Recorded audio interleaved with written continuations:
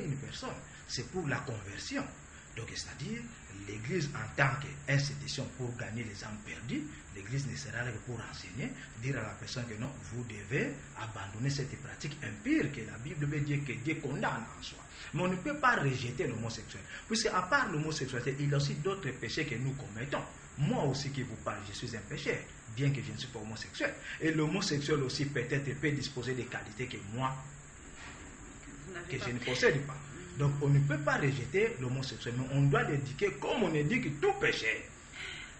Et là, Mais ce qui est vrai, le kimbanguisme rejette l'homosexualité par son comportement, son agression. Mais il y a quand même des États qui, de par le monde, qui sont en train de légaliser l'homosexualité. C'est ça l'abomination. C'est ça l'abomination. Donc toutes ces nations sont identiques à Sodome et Gomorrhe, qui ont aussi légalisé dans les temps l'homosexualité. Et nous savons, nous tous, nous savons en tant que chrétiens, quelles sont les conséquences qui attendent les gens qui pratiquent l'homosexualité ou bien qui encouragent l'homosexualité. Si quelqu'un dit non, au nom de ma liberté, je suis créé libre, je peux pratiquer ce que je veux. Au nom de sa liberté, l'homosexuel, est-ce que vous allez le condamner? La liberté. L'homme est il a le choix. Même Dieu qui l'a créé l'a laissé libre. Oui, pas ça. Mais maintenant, il faut enseigner c'est quoi la liberté au juste. Okay. La liberté, ce n'est pas libertinage, ce n'est pas déviation. C'est-à-dire, Dieu nous a créés pas libres, mais il a mis en nous les libres arbitres. C'est-à-dire, prenez la décision de faire le bien et le mal.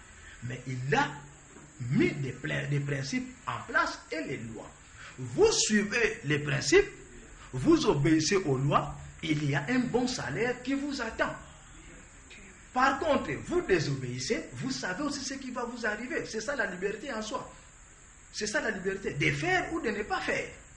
Mais la Bible nous dit que faire l'homosexualité, pratiquer l'homosexualité, c'est aller à l'encontre avec les normes établies par Dieu. Et comment est-ce que vous faites aussi dans votre église, monsieur Robone Kambonako,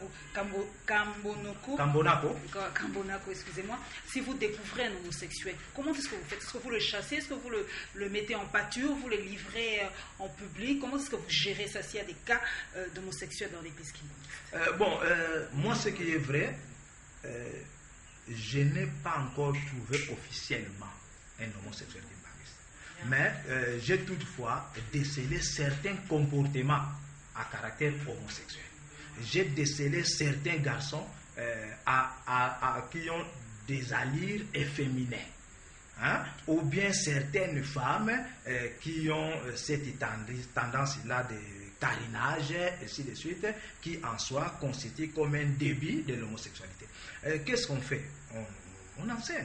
C'est comme si on attrape un voleur, c'est comme si on attrape une personne qui fait des relations sexuelles dans le cadre hétérosexuel. Les faire avant ou bien en dehors des mariages, c'est quand même aussi une infraction. On enseigne que non, ce que vous faites là, la Bible, condamne ça. Les condamne, voilà c'est comment vous devez vous comporter en tant que chrétien, qu'on fait ça surtout la fois qu'il Et un autre grand thème du monde moderne, c'est la contraception. Quelle est la position de l'église kimbanguiste par rapport à ça? Bon, le kimbanguisme en soi rejette aussi la contraception.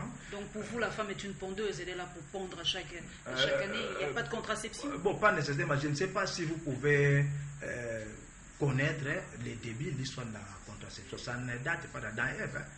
Mais les gens ne mettaient pas au monde des enfants comme nous les mettons actuellement. Et il y a des serviteurs de Dieu qui n'avaient que 2 enfants, 3 enfants, certaines personnes bibliques. Nous connaissons bien l'histoire de la Bible. Ce n'est pas le fait de ne pas utiliser des préservatifs ou bien n'importe quel objet pour espacer les naissances qu'en soi on doit mettre des enfants au monde comme on le veut. Donc il y a des méthodes, ce que le kimbanguisme encourage, c'est les méthodes naturelles d'espacement des naissances par observation des calendriers. On observe les calendriers et on s'abstient si la femme est en période de conception. Voilà, mon régisseur est déjà en train de me signaler vraiment que le temps s'est vite écoulé. Il y a une question que les gens se posent, c'est par rapport au